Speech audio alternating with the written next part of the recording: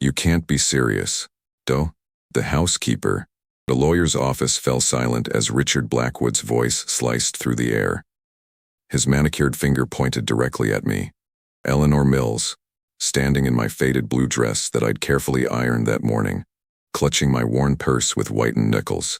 This is preposterous, Richard continued, his face reddening. My father was worth millions. She's nothing but the help. The other family members, cousins I'd served tea to for 15 years, nieces whose messes I'd quietly cleaned, all stared with expressions ranging from shock to disgust. Someone snickered. Another whispered loudly enough for everyone to hear. What did she do to manipulate the old man? I felt my cheeks burn as the lawyer, Mr. Patterson, adjusted his glasses and repeated the words that had thrown the room into chaos. As stated in Mr. Jonathan Blackwood's final will and testament, he leaves the entirety of his estate, including Blackwood Manor, all financial assets, and business holdings, to Eleanor Mills. The room erupted again, but through the noise, through my humiliation, I remembered Jonathan's last words to me as he held my hand on his deathbed. They never saw you, Ellie, but I did. I always did. Before we continue, if you enjoy stories of unexpected twists of fate and justice being served, make sure to click that subscribe button. This is the best way for you to support our work. Thank you very much, and let's continue. Jonathan Blackwood's mansion had always felt like something from another world to me. I grew up in the small house at the edge of his vast property, daughter of the previous housekeeper. My mother had worked for the Blackwood family for 27 years before her hands became too gnarled with arthritis to continue. I was 18 when I took over her position, dropping my dreams of college to support us both. The Blackwoods were old money, the kind of wealth that had its name on buildings downtown and whose charitable donations made the local news. Jonathan had built an empire in real estate development but had lost his wife Margaret to cancer when their only son Richard was just 15. After that, the grand house seemed to grow quieter, colder somehow, despite the constant parade of business associates, extended family, and Richard's growing entourage of friends who treated the mansion as their personal playground. I learned to move invisibly through rooms, to anticipate needs before they were spoken, to clean up messes without drawing attention to them. In the Blackwood household, the best service was service you didn't notice. Like air, essential but overlooked. Jonathan, however, was different from the rest of them. He noticed. "Good morning, Eleanor," he would say when passing me in the hallway, while others would walk by as if I were part of the furniture. "That's a lovely brooch. Was it your mother's?" Small moments of recognition that, over 15 years, built a quiet bond between us. He would ask about my mother, remember details about my life, and occasionally leave books on my cleaning cart with simple notes. "Thought you might enjoy this, JB." But no one else saw these interactions. To Richard and the extended family, I was just the help, a ghost who made beds and prepared meals. Richard had grown into a man who embodied everything his father was not. Where Jonathan was thoughtful, Richard was impulsive. Where Jonathan built, Richard consumed. Where Jonathan spoke softly, Richard demanded attention. By his 30s, Richard had burned through 3 marriages and countless business ventures, funded by his father's money. "He'll ruin everything I've built," Jonathan confided in me one evening as I brought him tea in his study. It was 3 years before his death, and he had just bailed Richard out of another failed investment. "He sees money as something to be spent, not as responsibility." I remember simply nodding, unsure if it was my place to comment on family matters. "You know, Eleanor," he continued, gazing out the window at the estate gardens, "sometimes I think you understand the value of what I've built better than my own flesh and blood. At the time, I thought it was just an old man venting his frustrations. I never imagined those words were the first threads of a plan forming in his mind." Jonathan's decline began suddenly, a stroke that left him partially paralyzed on his right side. I shifted from housekeeper to caretaker, coordinating with nurses but handling many of the daily tasks myself. Richard visited infrequently, usually to discuss business or ask for money. The cousins, nieces, and nephews would make occasional appearances, bringing hollow well wishes that barely masked their impatience. They're circling like vultures, Jonathan whispered to me one afternoon as I adjusted his pillows. His speech had become slightly slurred, but his mind remained sharp, waiting for the old man to die so they can fight over the carcass. "Don't talk like that, Mr. Blackwood," I said, though we both knew it was true. "Jonathan," he corrected me. "After all these years, please call me Jonathan." In those final months, our relationship deepened. I would read to him for hours, classics, business journals, newspapers. We discussed books, politics, philosophy. I saw a side of him that his family never bothered to know. A curious mind, a dry wit, a heart that carried regrets about his son, but also fierce pride in what he had built from nothing. "My father was a factory worker," he told me once. "Everything I have, I earned. But Richard was born entitled. 2 weeks before he died, he asked me to help him sit at his desk. 'I need to finalize some paperwork,' he explained. Mr. Patterson, his attorney of 30 years, came that afternoon. They spoke privately for hours while I waited nearby in case Jonathan needed anything. That evening, Jonathan seemed lighter somehow, as if a burden had been lifted. "Eleanor," he said as I brought his evening medication, "do you know why I value you so much?" I shook my head, embarrassed by the directness of his question. "Because you see the world as it is, not as you wish it to be." He took my hand then, his grip surprisingly strong. "Promise me something. Promise you'll preserve what I've built. Don't let them squander it." I promised, still not understanding what he was asking of me. The day Jonathan died was quiet. A soft spring rain tapped against the windows as I sat beside his bed, reading aloud from Great Expectations, one of his favorites. He stopped me mid-sentence, reached for my hand, and spoke those final words. "They never saw you, Ellie, but I did. I always did." He was gone an hour later, slipping away peacefully in his sleep while I stepped out to prepare his lunch. The funeral was elaborate. Jonathan would have hated it. Richard orchestrated a spectacle with hundreds of attendees, many of whom I suspected Jonathan had never met. I stood at the back, just another member of the household staff in the eyes of the mourners. After the burial, Mr. Patterson approached me discreetly. "The reading of the will is scheduled for Friday at 3 p.m. at my office. Mr. Blackwood was explicit that you should be present." I was surprised but assumed Jonathan had perhaps left me a small token of appreciation. A month's salary, perhaps, or one of the books we had discussed. When Friday came, I sat awkwardly in the corner of the conference room in Mr. Patterson's downtown office, feeling out of place among the designer suits and expensive perfumes of the Blackwood family. Richard barely acknowledged my presence with a dismissive glance. Mr. Patterson began reading the standard legal preamble, and then came to the distributions. He cleared his throat. "To my son, Richard Blackwood, I leave the sum of $100,000, to be paid in monthly installments of $1,000, on the condition that he maintains sobriety as verified by monthly testing." Richard's face contorted in disbelief. "That's it? A monthly allowance? Like I'm some child?" Mr. Patterson continued without comment, distributing modest sums to various family members, far less than any of them had anticipated. With each name, the tension in the room thickened. Finally, when everyone else had been named, Mr. Patterson adjusted his glasses one final time. "As for the remainder of my estate, including Blackwood Manor, all business holdings, investments, and other assets, valued at approximately $47 million, he paused, eyes moving to me. "I leave to Eleanor Mills, who has shown more care for my legacy than any who share my blood." That was the moment when Richard erupted, pointing at me with that accusation. "You can't be serious." The housekeeper. The accusations flew freely after that. I had manipulated an old man, seduced him, taken advantage of his mental decline. The room became a chorus of outrage and disgust, all directed at me. I wanted to disappear, to explain that I had no idea, to give it all back just to escape their stares. But then Mr. Patterson raised his hand for silence and removed a sealed envelope from the file. Mr. Blackwood anticipated this reaction and prepared a video statement to be played at this time. He inserted a flash drive into his laptop and turned the screen so everyone could see.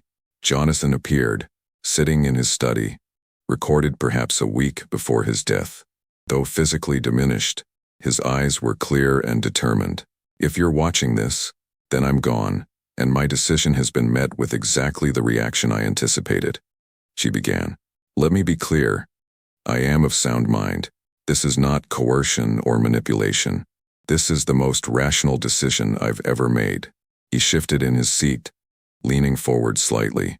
For 15 years, I've watched how each of you relates to what I've built. Richard, my son, you see my legacy as your personal ATM. The rest of you visit only when you want something. You view my wealth as your birthright rather than a responsibility. Jonathan's expression softened slightly. But Eleanor has cared for this family and our home with dignity and intelligence. While you discussed how you would spend my money after I was gone. Guess, I overheard those conversations. She discussed ideas with me, read to me, treated me as a human being rather than a dying bank account.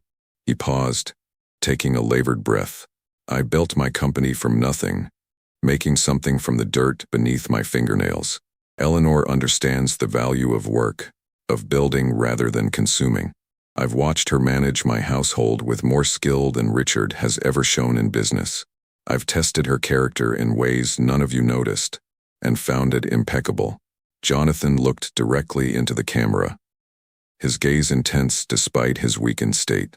My final decision is this. Eleanor Mills will inherit my estate not despite being a housekeeper, but because of the qualities that made her excellent at it: diligence, intelligence, discretion, and care. The very qualities all of you have failed to demonstrate. The video ended, and the room fell into stunned silence. Richard was the first to recover. This is ridiculous. I'll contest it. She clearly took advantage. I wouldn't advise that, Mr. Patterson interjected. Your father's medical records clearly establish his mental competence. Furthermore, he documented extensive evidence of your financial irresponsibility and the manipulative behaviors of other family members. Contesting would only drain resources in legal fees and likely fail. I sat frozen, unable to process what was happening. The fortune of a man I had served for 15 years was now mine, a responsibility I hadn't asked for and wasn't sure I wanted. As the family filed out, hurling final insults and threats of legal action, Mr. Patterson approached me with a smaller envelope. He left this for you as well, for your eyes only. Later that evening, sitting alone in my small cottage at the edge of the property, a property I now owned, I opened Jonathan's letter with trembling hands. Dear Eleanor, if you're reading this, you're now faced with a burden you never asked to bear. I apologize for not preparing you, but I needed the others to believe this was as much a shock to you as to them. Had they suspected, they would have made your final months with me unbearable. I have not given you this wealth as a gift, but as a stewardship. You have the intelligence and heart to do what my own blood would not: preserve and grow what I've built. Use it wisely, and perhaps find the fulfillment that I sacrificed in its creation. Mr. Patterson will guide you, as will my most trusted business associates who have been quietly briefed on my decision. They will respect you once they see what I've seen all along. As for Richard and the others, they will attack you, try to undermine you, perhaps even threaten you. Stand firm. You have earned this position through qualities they cannot recognize because they do not possess them. Remember our conversations about the novels you read to me? You have the rare ability to see people as they are, not as you wish them to be. Use that clarity now. This path will not be easy. Wealth brings complexity and responsibility that can consume you if you let it. Don't. Remember who you are: the girl who dreamed of college, who cared for her mother, who saw an old man as a human being when others saw only a fortune. I have faith in you, Eleanor. I always did.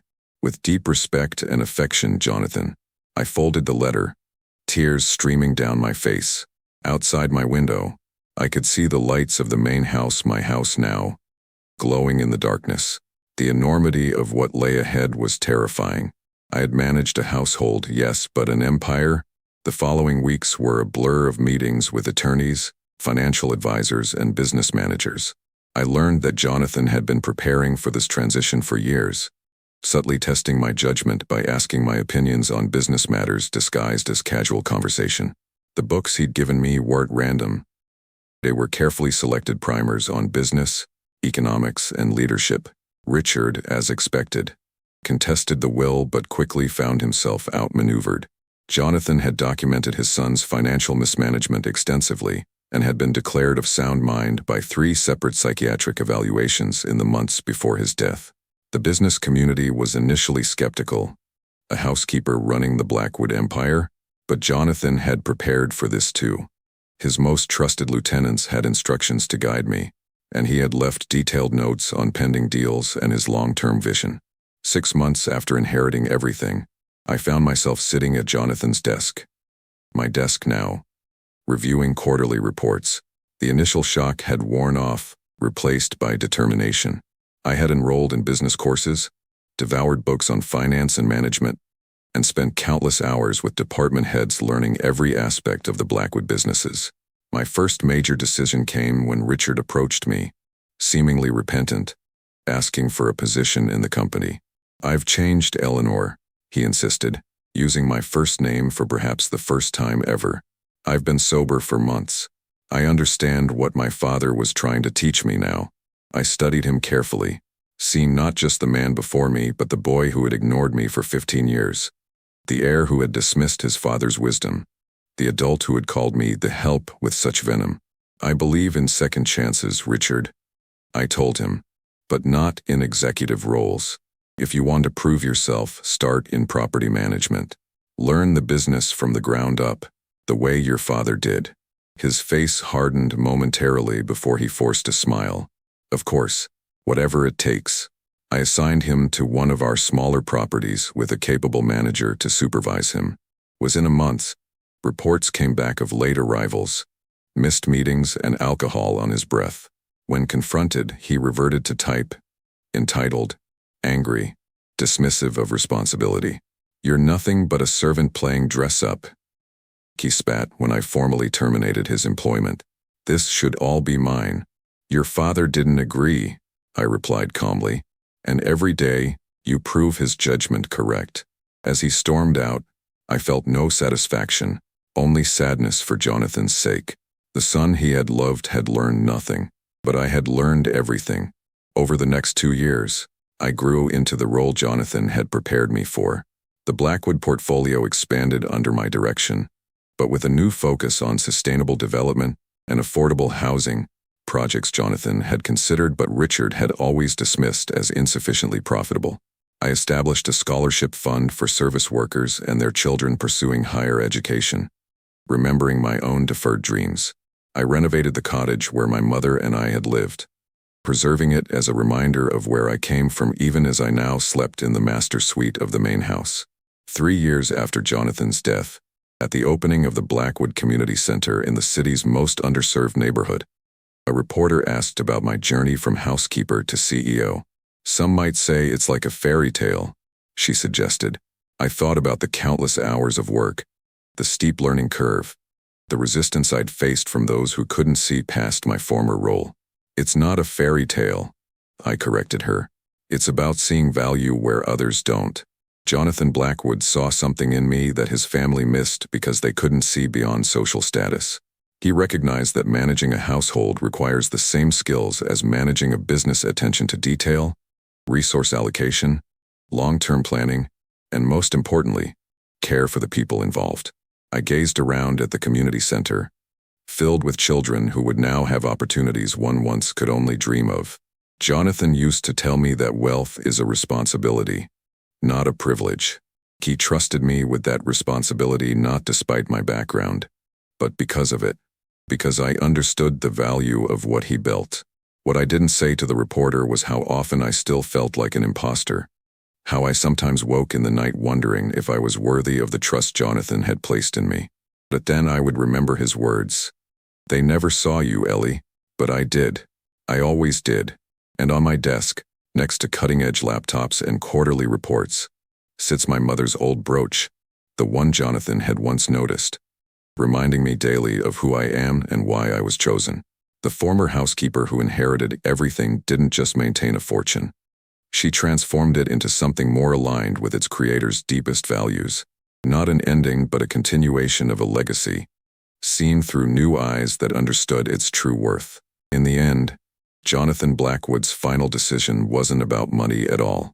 It was about recognition, seeing the true value in people beyond their title or status. He had spent his life building an empire of brick and mortar and money, but his greatest insight was recognizing that legacy is about more than blood. It's about entrusting your life's work to someone who understands its worth. And in that small, seemingly insignificant housekeeper, he had found exactly that: someone who had always seen him clearly, and whom he, alone among his family, had truly seen in return.